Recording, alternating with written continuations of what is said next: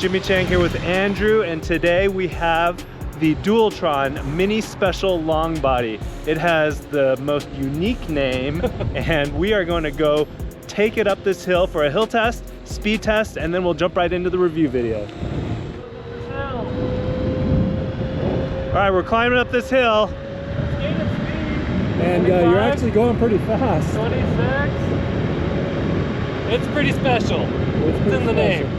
25. There's a car behind us, but we're still cruising pretty good. We're going over the speed limit, so that car can wait. Pretty good for such a compact size. So let's pull over and talk a little bit about what this scooter's all about. All right, that is why I wear safety gear, so Andrew doesn't crush me while I'm trying to film him. The scooter has drum brakes for low maintenance, but as you saw, they're really strong, and I almost went over the handlebars and ran into Jimmy. This scooter is actually really compelling. It looks compact like a commuter scooter, but it's got the speed and the power and hill climbing capabilities of kind of the mid-level scooters. Well, why don't you show us around top to bottom? Yeah, starting out with the cockpit, you have the brand new i3 display, which has Bluetooth connectivity and an app that connects to it. Mini Motors finally has updated their i3 displays. They used it for years. It was really dependable. The way it looked like it was a Casio watch from the 1980s, and now they've actually brought some color to the display and Bluetooth connectivity with a nice app. The buttons are no longer next to the trigger throttle, they're underneath the display. Oh, interesting. So that's different. Yep, that's different. Little buttons.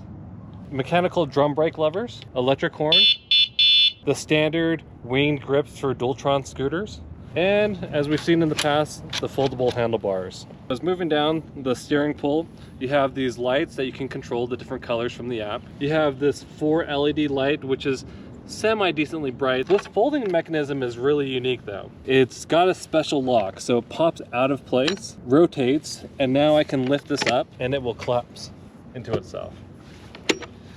This does lock into itself when folded from this hinge, but this latch doesn't do anything. But I guess you could use this little hook to hold a grocery bag, but it seems like it would just bounce right out. Yeah, I wouldn't trust that with my groceries.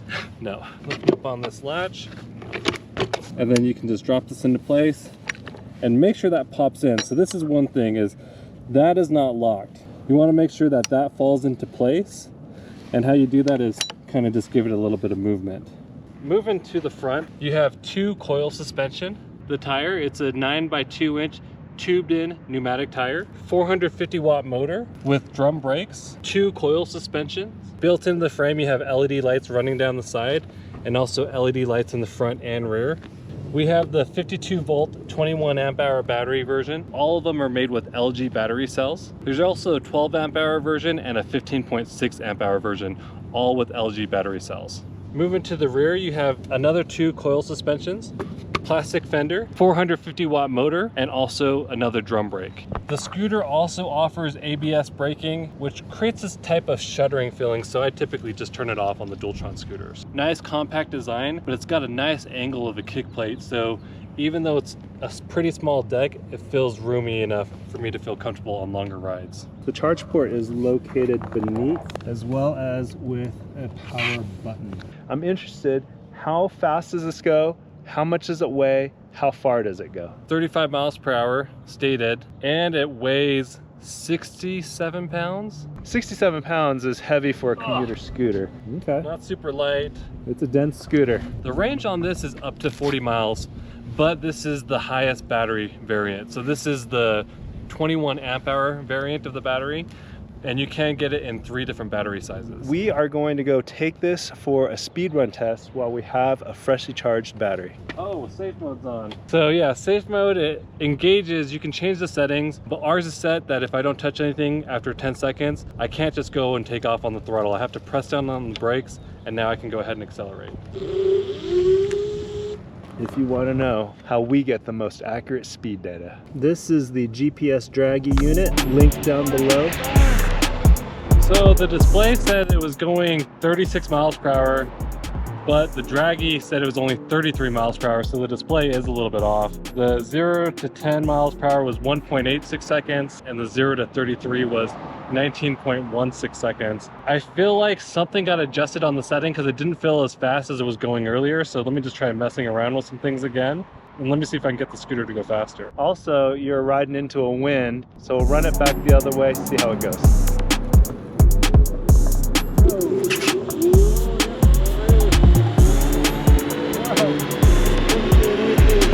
This one felt similar, not the earth-shattering acceleration that I'm used to with Dualtron scooters. And this thing said the same thing. It said I was going 36 miles per hour this direction, but I only hit a top speed of 33 miles per hour. So it is 3 miles per hour off. And this one was 0 to 10 miles per hour in 1.9 seconds, 0 to 20 in 5.88 seconds, 0 to 30 in 14.66 seconds, and 0 to 33 in 21.98 seconds. So pretty similar numbers. Perfectly fine being low to the ground. It felt stable. Overall, it felt like it was safe while I was going at 33 miles per hour. Let's talk about the things that we love about the Dualtron Mini Special Long Body. The biggest thing that I love about Dualtrons is their unique sound that they make. You definitely know when a Dualtron is coming down the road, if you're familiar with that sound, just like you know a Harley's coming. This scooter has a certain purr to it that no other scooter has, and it's actually pretty addicting. I love that Dualtron has finally upgraded their i3 display. In the past, it was just so outdated. I love that we have color and app functionality and ability to adjust things from Bluetooth. I really enjoy the cable management of the Dualtron scooters. They do a really good job implementing the cables into the frame and the body, and then when needed, using really good cable wrap around the parts of the cables that are exposed. I love all the lights that Dualtron puts on their scooters. You can control these lights, and you can also control the lights on the deck. So it just looks great at nighttime, and also during the daytime you can see it clearly. The thing about this Mini Special is, just like the name, it's small, but it's special. So it's small like a compact commuter scooter, but it's actually pretty fast. To go 33 miles in our tested runs, pretty impressive for this size and to actually feel stable. And the folding handlebars is key because that really decreases the footprint for when you're stowing it away in a dorm room, in an office, in your car, or on public transportation. I love how compact this Mini Special long body scooter can get. The dual motors are perfect for climbing up hills. It didn't struggle at all. I was able to cruise up a hill at 23-25 miles per hour, no problems at all. And that hill that we did it on was really steep. And then it has suspension. To have a scooter this size with suspension front and rear, in addition to the pneumatic tires, really makes for a plush ride. And the suspension is really solid. I was going off of curbs, dropping this in different areas, and it sounded rock solid. It didn't have any type of clanging noise that you normally get from coil suspension. There is the option for ABS, so anti-lock braking, which some people don't like, but you can turn it off, which is fantastic. And if you want the ABS, you can actually, in our tests that we've done in the past, the ABS braking in the Dualtron scooters actually stops you in a shorter distance than the regular braking. Yeah, and then speaking about braking, I'm normally not a huge fan of drum brakes, but these are very strong. So just be careful because this does have great stopping power. With drum brakes comes lower maintenance. I do like scooters that are lower maintenance. This isn't a high performance scooter, and so for my purposes, I'll mainly be using it for commuting. I like that it's low maintenance braking that requires really little care. I do like the locking mechanism. It's pretty innovative. I like that you can know that it's securely latched so you don't have to worry about it folding on you while riding. And then I do love this angle of the kick plate. This one is a nice tapered angle that makes it comfortable on longer rides. We are going to ride off to our next stop where we're going to talk about the things that we hate about this scooter.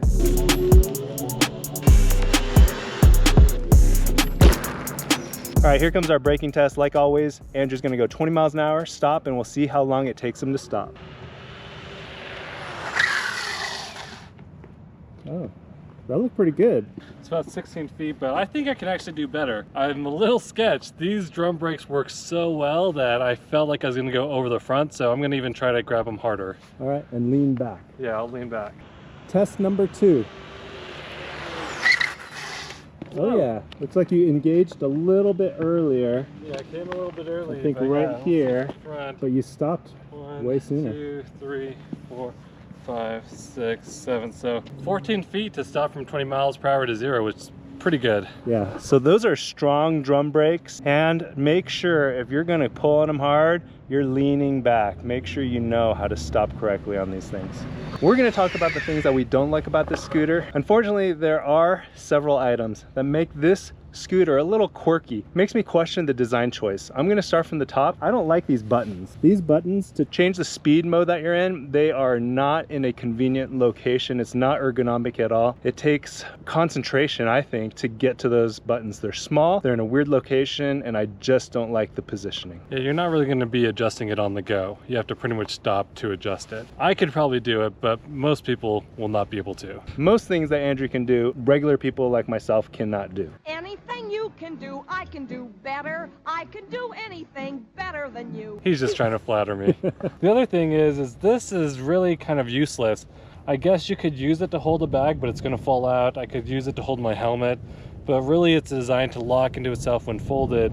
So I just feel like they had this part, and instead of creating a new part without this piece, they just stuck it on here and was like, hey, no one will notice, but I did. The other thing is there's a decent amount of stem flex in here. So the stem does flex. It could also be part of the reason of when you go to stop, you almost will go over the handlebars if you stop too fast because of this flex. And it seems like the flex is coming mostly from, a little bit from the suspension, but it seems like maybe from the locking mechanism. And it's locked into place, so this is notorious for Dualtrons. I don't have any squeaking yet. I may run into some squeaking in the future, but there's just always that type of flex in the Dualtron stems, which I'm not a huge fan of, but I very seldomly see any type of issues with safety. The locking, unlocking mechanism with this little knob, it's not super easy. For a commuter scooter, you want something that's really easy to engage and disengage. This takes a little finagling sometimes. I like the locking mechanism. For me, I know when it's safely locked, but I do get what Jimmy's saying is it does take a little bit of strategy and finesse to get it to work. I'm never a huge fan of this design of running the motor cables through the axle bolts. A couple reasons. If you ever fall and hit a curb, this can end up getting damaged. And it's kind of a pain in the butt because you can't use a ratchet set. You have to use a wrench. The next quirk that I have, the positioning of the charge port. The charge port is underneath and then at an angle. I've seen my kids ride these scooters, and for them, sometimes they have to get the scooter up over a curb because they're small and scooters can be heavy. Sometimes the undersurface of the scooter rubs up against the curb. And if that were to hit this charge port, which is exposed and protruding, I could see them shearing that off on the edge of a curb. That could be a problem. And another issue I have with this is the really stupid name. It's so dumb that I really can't get over the Dualtron Mini Special Long Body. It's a mouthful, a terrible name in my book. No, not just in your book. I think it is a silly name, and they have gone all in on it. Mini Special Long Body. We will help you guys come up with names for your scooters for free, all right? Just let us know, give us a little bit of credit, and we will come up with some pretty sweet names for your scooters. The other thing I'm not a huge fan of is tubed in tires. You're already going 35 miles per hour on a scooter with 9-inch tires. I would have loved for them to start adopting tubeless tires just because they're safer in case something does happen when you're riding. The other issue I have with Dualtron scooters is they provide small chargers. This scooter, because it's the largest battery variant, on the website says it takes 19 hours to charge from empty to full. It's actually more like 14 hours to charge from empty to full, so that's a typo, but still 14 hours is too long to wait for a scooter to charge. We're gonna keep riding, and while we ride, we're gonna end this video by answering the question, should you buy the Dualtron Mini Special Long Body? Andrew, who should buy the Dualtron Mini Special Long Body? If you love the Dualtron brand and just want a more portable scooter that still has a decent top speed. Thanks for watching. Check out our full written review at freshlydarts.com, and when you guys ride, wear your safety gear.